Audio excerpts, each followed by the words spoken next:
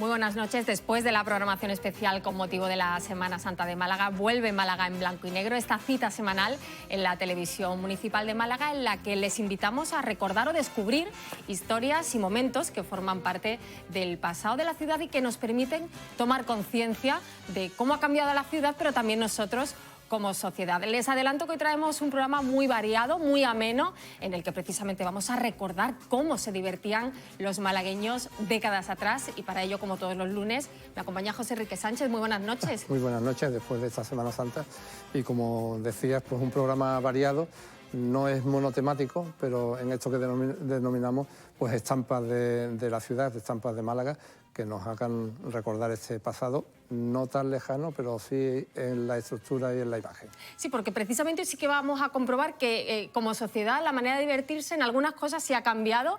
Lo iremos analizando durante la próxima media hora, pero tengo que saludar a mi otro partener esta noche, que hacía mucho que no venía al programa, Pedro Morales. Muy buenas noches. Muy buenas noches. ¿Cómo están ustedes? Podríamos decir, pero no es el momento. Yo a ti te veo estupendamente, Pedro. Gracias, hacía mucho que no tenía la oportunidad de compartir mesa contigo en Málaga en blanco y negro. Gracias a Dios se me ha permitido volver aquí y vuelvo con mucha ilusión, con mucha alegría y muy a gusto de estar con vosotros. Quiero aprovechar este momento para a todos aquellos que están en su casa y todos los que nos estén oyendo, desearles una feliz Pascua de Resurrección. Pues desde aquí también hacemos ese saludo extensible. Decía Pedro que un programa muy ameno, muy divertido y que me imagino te traerá muchos recuerdos, ¿no? Bueno, imagínate recuerdos de mi niñez, recuerdos de mi juventud, recuerdos de mi infancia, muchísimos recuerdos, recuerdos de mi familia, recuerdos que se han quedado en mi mente grabados a lo largo de todos estos años y que están ahí. Y de vez en cuando ese señor que dice que se llama Alzheimer me permite que los recuerde y que los traiga y los ponga a colación y los comente, y entonces me digan, ya está el abuelo con su batallita. Bueno, pues un programa de unas batallas muy divertidas, además, José Enrique. Sí, y bueno, en primer lugar nos vamos a tener dos elementos casi icónicos en estos años 50 a los 90 casi de Málaga, que los autobuses, que era el medio de transporte, y un lugar donde era el punto de cita de toda la juventud y la gente mayor cuando quedábamos en el centro, que era el Banco Zaragozano. Claro, Chauchano, como le decía la gente. Así le decía, ¿no? Claro, porque hoy en día es muy fácil, se queda con el móvil, la gente joven que nos esté viendo, pues no sabe que había que quedar a una hora en un sitio concreto, y cuando se quedaba en el centro de Málaga, casi siempre se quedaba en el mismo sitio, ¿no, Pedro? No, verá, en Málaga hubo sitios de cita, era la Plaza de la Constitución, el buzón que había en la Plaza de la Constitución, ese era un sitio de cita. Allí nos citábamos el domingo por la tarde con nuestro picú, que le llamábamos picú, al tocadisco le decíamos picú, nuestro cisco, el picú, y nos íbamos a casa de algún amigo, al guateque, y a echar el domingo por la tarde. O luego cambió y fue en la farmacia que hay a la entrada de Calle Lario. También fue allí, y luego ya se pasó al Chauchano. El Banco Zaragozano no es mi época, esa es de gente más joven que yo. Yo he vivido la cita en la farmacia y la cita en el buzón de la Plaza de la Constitución. Bueno, pues si os parece nos vamos a trasladar a ese entorno de la Plaza de la Merced, podemos decir, ¿no, José Enrique? Plaza de la Marina. Plaza de la Marina, es cierto, Plaza de la Marina, donde pues la década de los 70-80 quedaba gran parte de la juventud malagueña. Vamos a comentar las imágenes.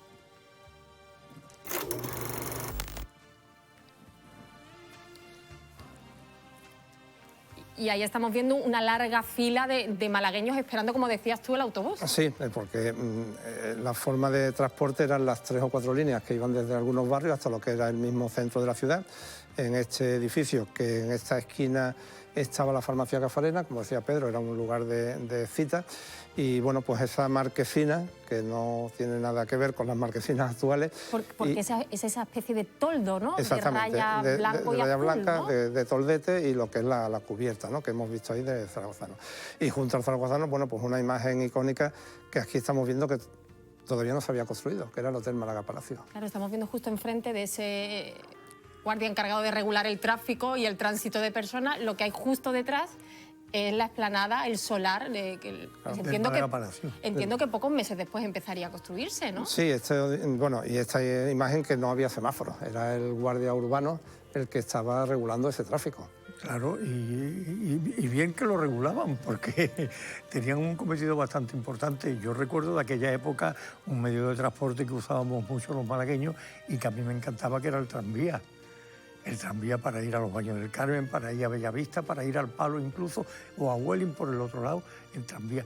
Y algo que era extraordinario, y a mí me volvía loco subirme, en lo que llamábamos las jardineras, que era un vagón del tranvía que iba adosado a la máquina de arrastre, pero que estaba totalmente desprotegido de cualquier protección lateral, con lo cual el aire entraba allí mientras aquello iba andando. En verano se iban las jardineras de maravilla. Bueno, además, jardineras que hemos visto a lo largo de esta temporada, porque hemos dedicado 3 programas a hablar de la historia del tranvía de Málaga y hemos podido ver todas esas curiosidades que tenía ese medio de transporte. Te quería preguntar por el Hotel Málaga Palacio. ¿Cómo recibieron los malagueños a principios de los 70 esa noticia de que en una zona tan emblemática de la ciudad se iba a construir un hotel? Vamos a ver, yo con respecto a la zona del Málaga Palacio estoy un poco divergente del criterio del malagueño, que no hace nada más que criticarlo, porque no se piensa o no sabe que antes de eso, del Málaga Palacio, se había construido el edificio de Telefónica en los años 20 y el edificio de Telefónica ya tapaba toda la fachada de la catedral que ha tapado el Málaga Palacio. Lo que vino es ampliarlo en altura. Además, para mí tuvo una cosa buena el Málaga Palacio, y ahora comentaré cómo cayó en el malagueño. Tuvo una cosa muy buena el Málaga Palacio, y fue que urbanizó todo el terreno alrededor. Se quitaron unas casuchas que estaban adosadas a los muros de la catedral y que eran uno de los laterales de la calle, la calle Cañón. Aquello se quitaron todo. Aquella zona se urbanizó, se dejó espléndida, extraordinaria. ¿Cómo lo recibieron los malagueños? Como de todo, ¿no? Con mucha ilusión. Con mucha ilusión, porque cuando la familia Portillo dijo que en el Málaga Palacio se iban a crear alrededor de 200 puestos de trabajo, en una Málaga que necesitaba puestos de trabajo, aquello cayó muy bien. En una parte de la sociedad. Hubo otra parte que no, que dijo que aquello era para los señoritos y tal y cual. Pero bueno, a eso... Bueno, nunca llueve a gusto de todo eso. O sea, siempre y cuando son obras tan simbólicas, ¿no? Y en sitios tan emblemáticos. Estamos viendo precisamente esa imagen, que ¿de qué año puede ser, José Enrique? Ese ya es de los años 76, 77. Y bueno, pues evidentemente hay una cuestión que es el impacto, llamémosle, que creó visualmente, teniendo en cuenta que el edificio que vemos al lado, que es el de la Diputación, pues no pasaba las 7 plantas, e incluso el de Telefónica, que decía Pedro, pues tampoco tenía más allá de 6 o 7 plantas. Entonces, claro, esto, pues, digamos, creaba ahí un impacto visual que de alguna forma, bueno, pues como toda actuación urbanística, pues tiene sus pros, contras, y efectivamente ya estaba el previo de haber tapado la catedral con ese edificio de Telefónica. ¿Y se convirtió en una zona nueva de quedada para la juventud malagueña? ¿Nos vemos en la puerta del Málaga Palacio? No, eso prácticamente no. O sea, se seguía quedando en lo que es la parte de allí del Banco Zaragozano, la entrada al Hilario. Sí. El punto de cita era el Zaragozano. Luego ya empezaron a aparecer los teléfonos y a los niños... Bueno, había también otro punto de cita que era en Pedregalejo, en Pedrega. Nos vemos en Pedrega. Y aquello claro, era eso ya también... nos pillaba un poco más lejos de la zona centro, sí, ¿no? En la zona centro era el Zaragozano. El Zaragozano. Y bueno, pues pasando, digamos, cambiando un poco de tercio, pues irnos a un símil taurino, de donde vamos a trasladarnos pues a la Plaza de Toros de la Malagueta, donde en una época también, en los años 70, no estaban ni las discotecas ni la forma de salas de fiesta que podíamos haber tenido posteriormente, y estaban los grupos musicales malagueños que empezaban a florecer, y ahí en la Malagueta pues hay un primer festival de música, llamémosle, de grupos modernos. Pues si os parece, vamos a disfrutar de esos conciertos que nos ofrecía la Plaza de Toros de la Malagueta en la década de los 70 con esas bandas que, bueno, pues concitaban un gran público que asistía a la Plaza de Toros, a la que se podía asistir además de para ver espectáculos taurinos, para escuchar música.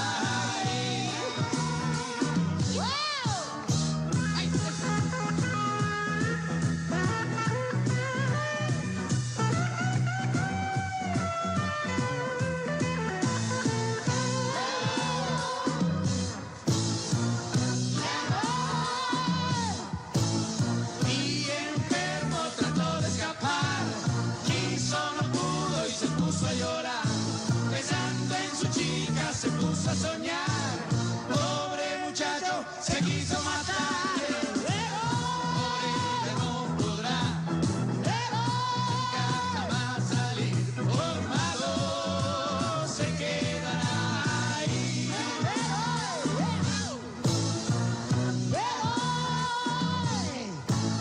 Esta historia se terminó, aquel rebelde se reformó.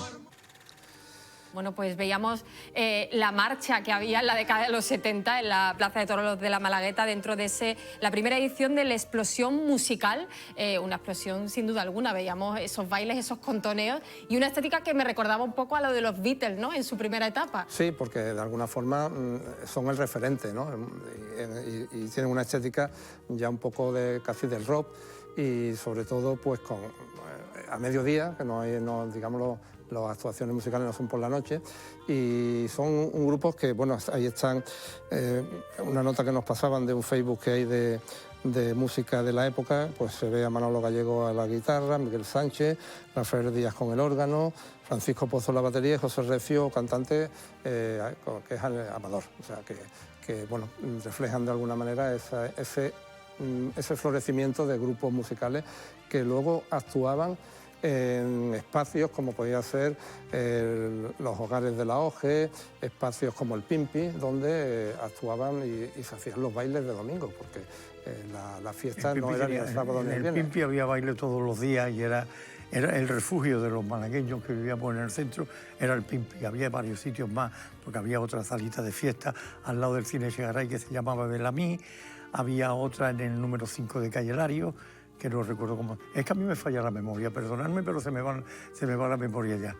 En Calle Lario, o sea, había 2 o 3 salas de fiesta, aparte de eso, sí, por supuesto, el Hotel Miramar, que tenía baile todos los domingos por la tarde. Y me imagino con un horario ciertamente restringido, ¿les podían dar allí las tantas de la madrugada, Pedro?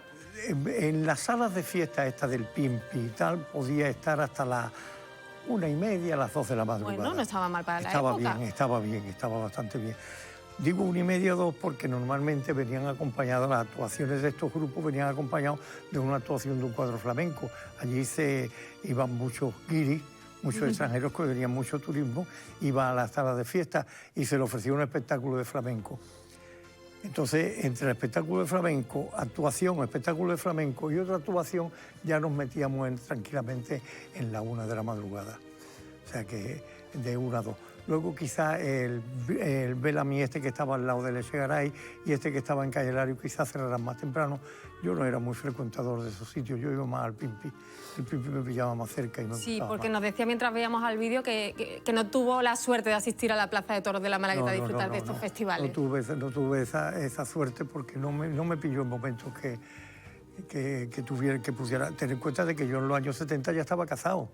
Y ya no podía hacer gamberradas. Claro, era más tenía que complicado ser un escaparse. tío buenecito. Sí, como decía Pedro, efectivamente en el Pimpi había esa combinación de espectáculos flamencos, donde venían, digamos, bastantes clientes extranjeros, pero en estos otros sitios donde eran grupos locales, como yo tengo aquí nombres, los Dalí, los Kiwi, los Imperiales, los Jabegotes, normalmente pues era desde las 6 hasta las 10 de la noche, porque las 10 era la hora en la que había que recoger a las chicas en casa. Tenía que estar en casa porque papá decía que a las 10 en casa. Y listo, ¿y qué le vamos a hacer? La vida era así. Y, Bueno, y como decimos siempre en este programa, pues lo que les mostramos es cómo hemos cambiado en ciertas cosas, la manera de divertirse.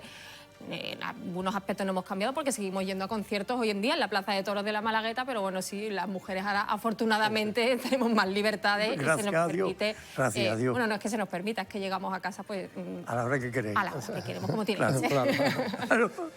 Pues hay otra estampa curiosa, nos vamos ahora muy cerca, hemos estado antes en la Plaza de la Marina, pues viendo un lugar de encuentro en el Málaga Palacio. Bueno, pues también en la Plaza de la Marina, el puerto, pues sucedían algún tipo de eventos, en este caso un concurso, fíjate, un concurso de castillos de arena. De castillo de arena en la playa de... Pues en la de la Malagueta, ¿no? No, bueno, en la del puerto, ¿no? En el mismo puerto de Málaga, en la misma entrada, lo que es la Plaza de la Marina y la entrada del puerto, allí un concurso de castillos de arena. Pues eso es curioso porque esa imagen no la podemos ver hoy en día, no No. podemos disfrutar de playa. Pues vamos a ver cómo se desarrollaba ese concurso de castillos de arena.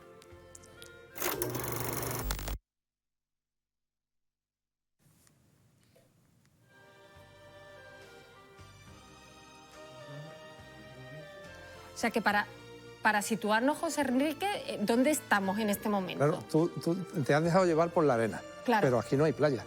Es como Claro, la claro, canción es que de mi Madrid, mente- aquí no hay playa, te has dejado llevar a que, claro, lo normal de los castillos de arena sea en la playa. Aquí traerían pues varios camiones de arena de playa, crearon como una especie de pequeños parterres o set y cada niño pues, o niña pues, participaba con X metros cúbicos de arena haciendo su castillo. Fíjate que ahí al fondo tenemos Claro, lo el que son... edificio de la autoridad portuaria, de la ¿no? autoridad portuaria y los edificios de la Plaza de la Marina, de lo que es la Caja de Arroz de Ronda y Diputación. ¿Qué recuerdo tienes tú de esto, Pedro? Bueno, estos son unos recuerdos. Yo tengo, de esto de los castillos de arena, poco recuerdo, porque esto ya fue en un tiempo en el que yo estaba más involucrado en otras cosas que en divertirme así públicamente. Pero sí recuerdo de allí, de la Plaza de la Marina, y lo recuerdo con mucho cariño, y creo que ya en otro programa lo que hemos comentado, aquellos partidos de balón bombero, en los que se jugaba con un balón de plástico muy grande, impulsándolo con la manga. Y de vez en cuando el bombero de turno hacía así con la manga y la dirigía al público y nos ponía chorreando. Eso sí me pillaron a mí de más joven, más niño. Pero esto recuerdo de haber leído e incluso haber visto alguna fotografía y algo de prensa de los castillos de arena. Y recuerdo que al ganador se le daba un premio, creo recordar, de 500 pesetas. Oye, que no estaba nada mal para la Ni época. mucho menos. No sé si será cierto o no, pero eso es algo que recuerdo de esto. Y por lo que se ve, José Enrique, parece que participan municipios de la Costa del Sol. Hemos visto carteles que ponían Marbella, Torre del Mar. Claro, era un concurso nacional, digamos, eran concursos nacionales, pero iban rotando por diferentes provincias y participaban por representantes de los diferentes municipios, entiendo que costeros, porque los niños o las niñas pues estaban acostumbrados a hacer esos castillos. Y bueno, pues aquí hay una entrega de premios donde, bueno, pues tiene obsequios como esos balones de fútbol, alguna bicicleta, o sea que era, digamos, un concurso infantil. Y bueno, una plaza de la Marina y entrada al puerto, que realmente hemos traído también imágenes de las carreras de moto, hay, digamos, bicicletas, lo que decía Pedro de estos concursos del balón con las mangas de los bomberos, porque era un punto, creo que probablemente el único espacio donde se podían celebrar estos Un espacio eventos. suficientemente amplio para poder ubicar esta situación. Porque por otro sitio, además que la Plaza de la Marina en aquel tiempo tenía una imagen muy diferente a la que tiene hoy. Allí todavía teníamos, mirando hacia el puerto a la derecha, teníamos el cuartel de carabineros y teníamos alguna edificación que luego se demolieron para crear esta plaza que creó el que fue alcalde, uno de los mejores alcaldes, y perdónenme los demás, pero Paco García Arana para mí tiene un puesto especial. Paco García Arana fue el que creó la plaza aquella y de hecho hay allí un busto de él que conmemora y que le da ese beneficio de ser el pionero de la Plaza de la Marina. ¿Que se ha deteriorado? Pues sí, se ha deteriorado, pero bueno, ¿qué le vamos a hacer? Es el signo de los tiempos. Bueno, pues estamos recordando hoy en este programa, entre otras cosas, cómo se divertían los malagueños entre la década de los 60, finales de los 80. Hemos hablado de música, hemos hablado de castillos de arena y ahora vamos a una tradición muy curiosa que yo, me avergüenzo reconocerlo, pero lo voy a decir públicamente, no conocía. Me sonaba el nombre, pero no sabía muy bien en qué consistía. Bueno, pues tenemos ahí un par de fotografías, luego vamos a tener también, afortunadamente, imágenes en cine de un espectáculo callejero que era el espectáculo de la cabra.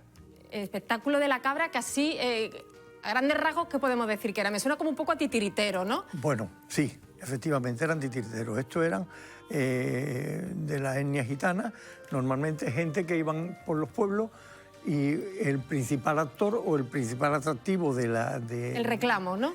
Sí, el reclamo era una cabra que hacía una serie de juegos como subirse, como estamos viendo en pantalla ahora mismo, subirse, poner las cuatro patas en una lata de leche condensada. Y conseguía la cabra mantener el equilibrio. Conseguía la cabra mantener el equilibrio. Mientras tanto, el artista humano de más importancia estaba tocando la trompeta.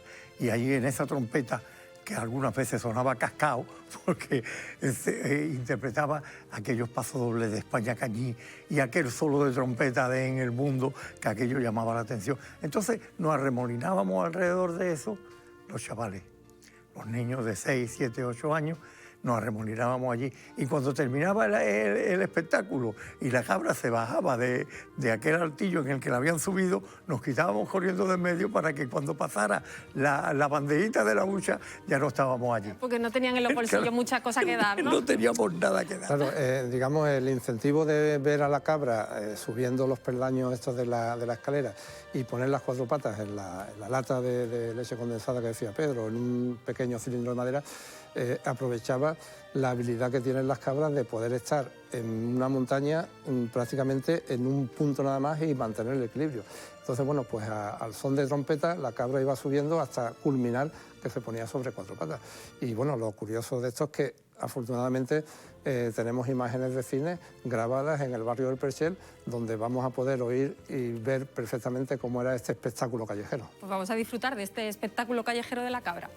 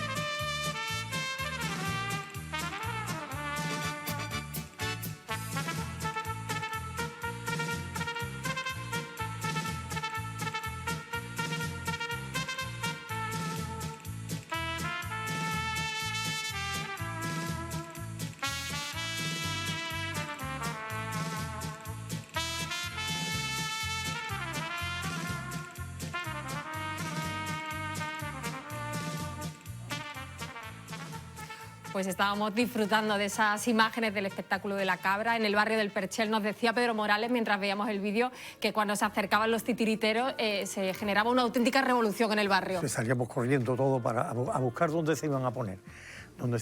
Se ponían normalmente en la zona donde yo vivía, se ponían en calle Arco de la Cabeza o en el Muro de las Catalinas. Eran zonas paralelas a calle Carretería, pero que no ocupaban carretería. Y que, bueno, dan el reflejo de una época en la que, bueno, digamos, hay por ahí alguna crónica al respecto que habla de estos cíngaros o titiriteros como los pobres de los más pobres. O sea, que digamos eran el escalón más bajo socialmente porque prácticamente subsistían de las 4 monedas que le daba a su vez gente que tampoco eran de Gabriel. Como nos decía Pedro, no es que tenían poco, es que tenían más bien nada también, exactamente, ¿no? Pero bueno, era una forma de que estos iban de pueblo en pueblo, de ciudad en ciudad, pues pasando su platillo, su pandereta.